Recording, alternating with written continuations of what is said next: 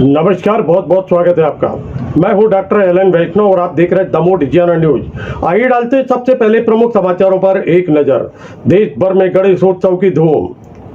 पर्युषण पर्व के चलते जैन मंदिरों में विविध प्रकार के धार्मिक आयोजन।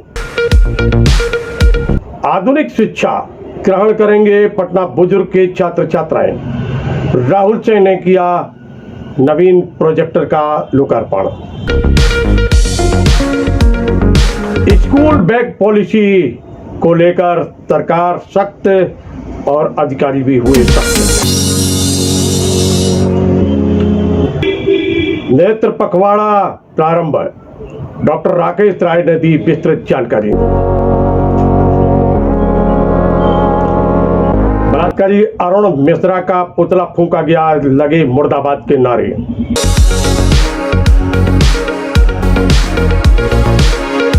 पहले गड्ढे, फिर मिट्टी, फिर कीचड़, फिर डस्ट और अब गिट्टी लोगों को कर रही परेशान। महत्वपूर्ण सड़क का मामला।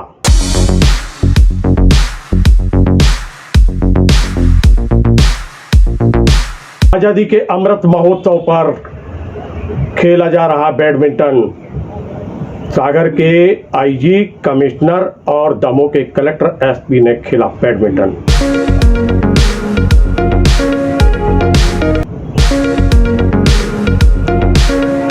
और अब समाचार विस्तार से। देश भर में गणेशोत्सव की धूम है।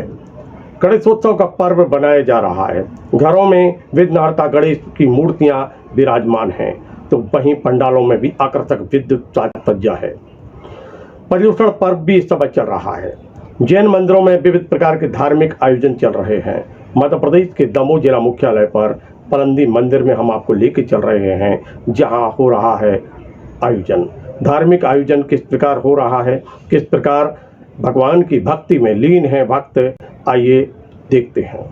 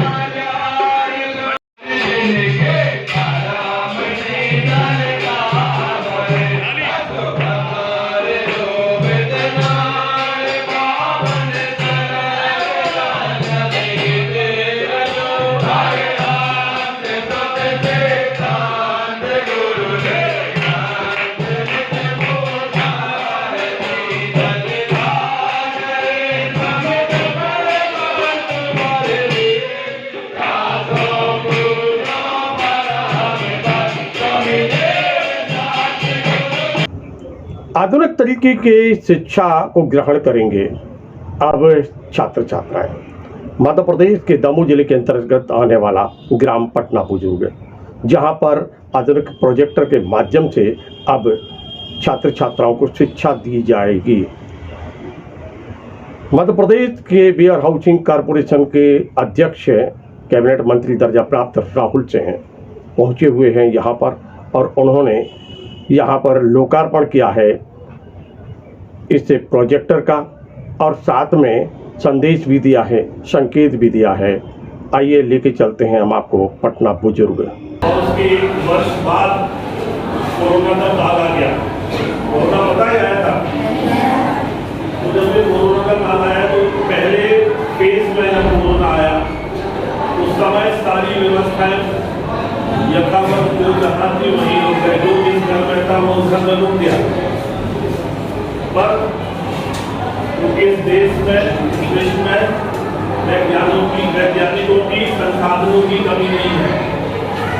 फिर एक विचार आया और एक सोच आई कि जो एंड्रॉइड मोबाइल रहता है, जिससे हम घर में ऑनलाइन क्लासेस पढ़ा सकते हैं, तो एक दौर चालू हुआ। और जब वो दौर चालू हुआ तो क्योंकि हम जनप्रतिनिधि हैं, तो हम पूरे क्षेत्र में घूम रहे थे, तो उस समय हमने ये महसूस किया कि जो प्राइवेट स्कूल हैं, जो प्राइवेट विद्यालय हैं बड़े बड़े, तो फिर मेरे दिमाग में ये बात आई कि दमोह जिले के अपनी विधानसभा जो क्षेत्र यहाँ पे ऐसे स्कूलों में कहीं पर भी इस प्रकार की स्मार्ट क्लासेस नहीं है। फिर जब ये मेरे दिमाग में विचार आया तो उसके बाद जो हमारा विभाग है मेरामंडल कॉर्पोरेशन, उसके अंदर एक मत होता है, उसमें पैसे रहते हैं जिसको बोलते CSR fund, corporate social responsibility fund होता है, जिससे अब शिक्षा के क्षेत्र में जब किसी गांव में लाइट नहीं है तो वहाँ लाइट की व्यवस्था, हैंडपंप नहीं तो हैंडपंप की व्यवस्था, सामूहिक भवन की व्यवस्था, उससे हम कर सकते हैं। तो हमने उस CSR फंड का जब अध्ययन किया तो उसमें हमें समझ में आया कि हमारे जो स्कूल हैं वहाँ पर हम इस प्रकार के स्मार्ट क्लासेस लगा सकते हैं। आप लोगों को भी ऐसे बहुत से मित्र होंगे, दोस्त होंगे जो दमोह में सरकारी स्कूल में पढ़ते होंगे, प्राइवेट स्कूल में पढ़ते होंगे, वो बताते होंगे कि हम लोगों को टीचर स्मार्ट क्लास में पढ़ाते हैं। बताते हैं कि नहीं बताते? तो आप लोग क्योंकि राजा पटना में रहते हो और दमोह जाना संभव नहीं, फिर हमने ये तय किया कि दमोह विधानसभा, दमोह जनपद के अंदर तकरीबन 52 ऐसे स्कूल, सरकारी स्कूल है, इसमें 52 स्कूलों को। और अब हम बात करते हैं स्कूल बैग पॉलिसी की। शारीरिक विकास हो बच्चों का, मानसिक विकास हो, इसके लिए सरकार कटिबद्ध है। सरकार ने स्कूल बैग पॉलिसी बनाई है, क्योंकि स्कूल बैग जो है उसका वजन ज़्यादा होने से बच्चे चिड़चिड़े हो जाते हैं, वह पढ़ नहीं पाते हैं, और इसके लिए एक निर्धारित वजन किया गया है कि इस वजन का ही बस्ता होगा। सरकार का निर्देश आया और फिर अधिकारियों ने उस निर्देश के पालन के लिए लगातार प्रयास प्रारंभ कर दिए हैं। कलेक्टर एस कृष्ण चैतन्य ने जहां निर्देश दिए तो वहीं न्यायालय भी अब आगे आ गया है। तो वहीं दमोह के DPC ने इस संबंध में अपनी बात बताते हुए कहा है कि हमने सभी जगह निर्देश दे दिए हैं और इसका पालन करना सबको अति आवश्यक है। सर, सरकार का एक महत्वपूर्ण अभियान है, वह है स्कूल बैग पॉलिसी। बड़ी तत्परता से इसको लागू करने के निर्देश दिए गए हैं। दमोह की स्थिति क्या है? इसमें नई शिक्षा नीति के अंतर्गत स्कूल बैग पॉलिसी के संबंध में भी शासन स्तर से दिशा निर्देश दिए गए हैं। अरे मानव संसाधन विकास मंत्रालय की तरफ से पूरी कार्य योजना तैयार की गई है और इसमें यह स्पष्ट किया गया है कि स्कूल बैग का वजन बच्चे के वजन के 10% से अधिक नहीं होना चाहिए। इस संबंध में हमारे जिले के आदरणीय कलेक्टर महोदय जी के द्वारा पत्र भी जारी किया गया है और विकासखंड स्तर पर BRC के माध्यम से सभी विकासखंडों में अशासकीय संस्था के जो प्रमुख है इनकी बैठक ली जा चुकी है। इन्हें समझाइश दी जा चुकी है कि आप अपने विद्यालय के टाइम टेबल का समायोजन इस प्रकार से करें ताकि बहुत ज़्यादा मात्रा में पुस्तकें और कापियाँ लाने की आवश्यकता बच्चे को प्रतीत ना हो। इस संबंध में स्कूल की जो मैनेजमेंट कमेटी है वो वहाँ के शिक्षक और अभिभावकगण आपस में तय कर सकते हैं कि किस दिन किस प्रकार के पीरियड का और संचालन हो ताकि कम से कम पुस्तकें बच्चे को लाने की आवश्यकता पड़े। ये निर्देश जारी हुए हैं, इन निर्देशों के पालन में कहाँ व्यवधान आ रहा है अभी? इसमें व्यवधान जैसी बात तो नहीं आ रही है, परंतु विद्यालय स्तर पर सभी को समझाइश दी गई है। इनके माता पिता बच्चों के इनसे भी संपर्क कर रही है हमारी टीम और इनको भी समझाइश दी जा रही है। इस संबंध में निचले स्तर पर हम निरीक्षण भी करवा रहे हैं। अशासकीय स्कूल संचालकों से भी अनुरोध कर लिया गया है और चूंकि ये दिशा निर्देश शासन के हैं, यदि बच्चे के बस्ते का बोझ अधिक होगा तो उसका उसके शारीरिक विकास पर भी प्रभाव पड़ेगा। बच्चे चिड़चिड़े भी हो जाते हैं। तो इस वजह से कि ताकि उसका स्वास्थ्य अच्छा रहे, वो अपना विकास कर सके, बस्ते के वजन को कम करना ही होगा। और चूंकि ये दिशा निर्देश शासन स्तर से, भारत सरकार से, मध्य प्रदेश शासन से जारी हो चुके हैं, इसलिए इन दिशा निर्देशों का हम सभी को पालन करना होगा, तभी हम इसमें सफल हो पाएंगे। नेत्र पखवाड़ा इस समय चल रहा है। डॉक्टर राकेश राय इस समय अपने उद्बोधन में यह बता रहे हैं कि किस प्रकार यह पखवाड़ा का आयोजन किया जा रहा है, आयोजन का प्रयोजन क्या है। इसके संबंध में डॉक्टर राकेश राय ने विस्तृत जानकारी दी। यदि हमने सफलता का टारगेट बनाया है और सारे कारणों को कैच करने का प्रयास करते हैं तो निश्चित ही आपको निश्चित ही कहना सफलता हमारी चरण चुनती है। जब हम लोग निकले थे अपने स्कूल गांव से पढ़ाई करने के, अरुण मिश्रा पर बलात्कार का आरोप लगा है और जिसको लेकर पूरे देश भर में उसके पुतले फूके जा रहे हैं। मध्य प्रदेश के दमोह जिला मुख्यालय पर भी मुर्दाबाद के नारे लगाए गए और साथ में पुतला फूका गया। बलात्कारी अरुण मिश्रा का नाम लेकर नारे लगाए गए हैं और साथ में फांसी की मांग की है हिंदुवादी संगठनों ने।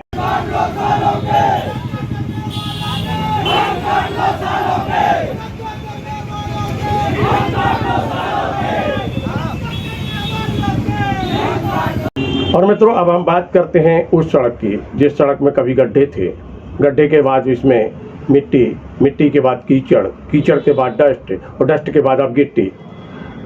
लोग परेशान हैं। महत्वपूर्ण सड़क है। घंटाघर से यह प्रारंभ होती है ये सड़क और इस सड़क की दुर्दशा प्रारंभ होती है कीर्ति स्तंभ से और फिर यह जबलपुर नाका तक यानी कलेक्ट्रेट के सामने तक यह पूरे रूप से उखड़ चुकी है। हजारों गड्ढे हैं और गड्ढों में कीचड़ हो जाता था। लोग परेशान थे और परेशान होने के बाद अब इसको सुधार कार्य करने की जगह पे इसमें गिट्टी डाल दी गई है। गिट्टी जो है वो दुर्घटना का कारण बन रही है। टायर खराब हो रहे हैं लोगों के, वाहनों के, और लोग परेशान हैं, गिरते हैं, कभी उठते हैं, आरोप लगाते हैं और साथ में प्रश्न चिन्ह अंकित करते हैं यहाँ के जनप्रतिनिधियों के ऊपर, अधिकारियों के ऊपर। ये वह महत्वपूर्ण सड़क है जिस सड़क से कलेक्टर, एसपी, मंत्री और न्यायाधीश के साथ में सभी वह लोग निकलते हैं जो जनप्रतिनिधि भी होते हैं और अधिकारी भी होते हैं। परंतु इस सड़क की दुर्दशा को देखकर प्रश्न चिन्ह अंकित हो रहा है सभी पर। आइए हम चर्चा भी करेंगे इस संबंध में उन लोगों से जो अपनी पीड़ा व्यक्त कर रहे हैं, आरोप लगा रहे हैं और कह रहे हैं इस सड़क की जो दुर्दशा है वह निश्चित रूप से प्रश्न चिन्ह अंकित कर रही है जनप्रतिनिधि और अधिकारी।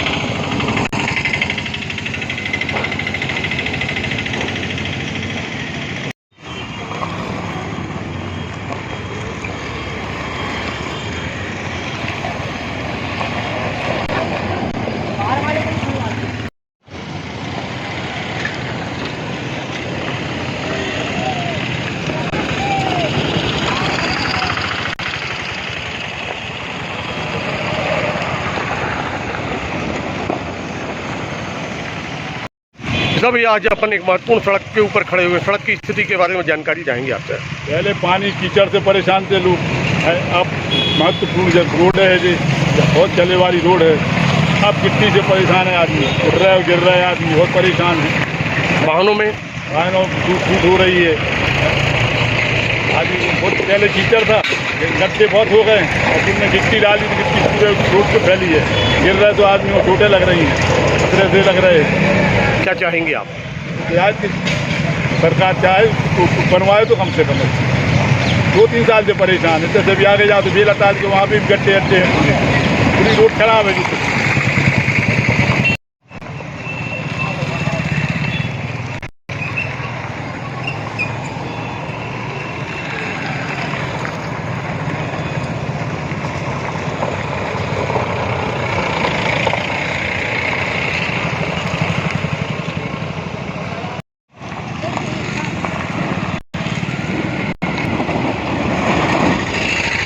प्रथम आप एक महत्वपूर्ण सड़क के ऊपर खड़े हुए हैं। सड़क की स्थिति के बारे में आपसे क्या कहेंगे आप? पिछले 15 वर्षों से काफ़ी गमगीन स्थिति है सड़क की। पहले गड्ढे, फिर मिट्टी, फिर गिट्टी और गिट्टी के बाद आम गाड़ी वालों का, खासतौर पर 2 व्हीलर वालों का फिसलना, दुर्घटनाग्रस्त होना वाहन का, और आदमियों के लिए दुर्घटनाग्रस्त हो करके हॉस्पिटल की शरण में जाना। कहने को रोड टैक्स लेते हैं, परंतु रोड टैक्स के नाम पर और जो यहाँ पर ये तो सड़क बहुत महत्वपूर्ण है ही।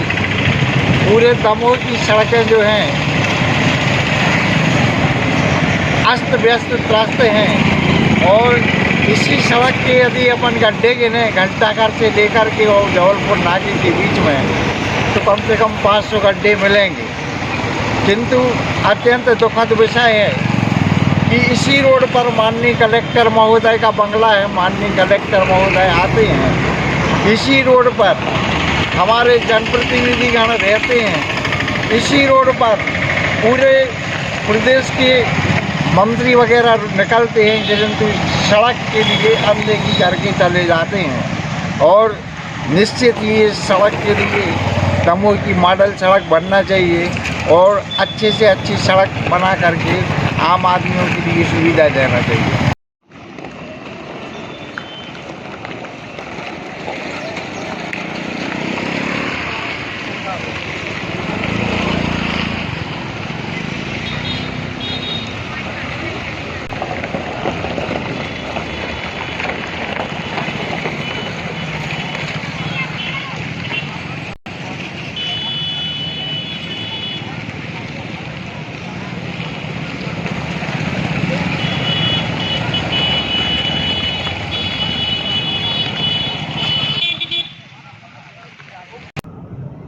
और अब हम बात करते हैं खेल जगत की। आज़ादी का अमृत महोत्सव इस समय चल रहा है और सागर रेंज के कमिश्नर और आईजी के साथ में दमोह कलेक्टर और एएसपी सभी ने खेला बैडमिंटन। दमोह जिला मुख्यालय पर स्थित खेल विभाग के द्वारा बनाया गया यानी दमोह क्लब है ये, जिसमें खेले जाते हैं खेल, और इसमें बैडमिंटन खेला है आईजी, कमिश्नर, कलेक्टर और एसपी ने।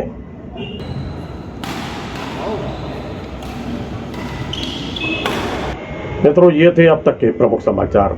Damoh Digiana news network 91 channel पर प्रति आधा घंटे में रात्रि 10 बजे से ये बुलेटिन प्रसारित होता है। हम सामाजिक सरोकार, सामाजिक समस्याएं और साथ में राजनीति, अपराध, धर्म, अध्यात्म, इतिहास को लेकर आपके बीच में आते रहते हैं। हमारा काम है निष्पक्ष और निर्भीक समाचारों का प्रसारण करके आईना दिखाना।